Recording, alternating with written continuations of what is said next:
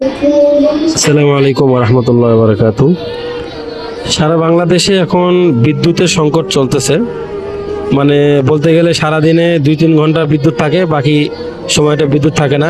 রাত্রিকালীন সময়েও সেরকমভাবে আমরা বিদ্যুৎ পাচ্ছি না। সেজন্য আমাদের আল জামিয়া সালাফিয়া ডাঙ্গিপাড়া পাওয়া রাজশাহী, আমাদের হিফজ বিভাগ পড়াশোনার খুবই বিঘ্ন ঘটতেছে। বাচ্চারা গরমে খুব কষ্ট করে, এখন বর্তমান বিদ্যুৎ নাই, সেই জন্য কষ্ট করে পড়া কষ্ট হচ্ছে, সেজন্য আমরা বারান্দায় পড়াচ্ছি।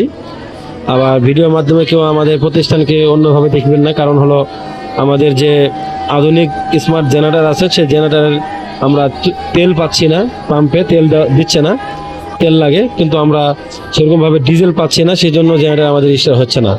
তবে এই গরমে কোরআনে পাখিদের কোরআন পড়তে অনেক কষ্ট হচ্ছে।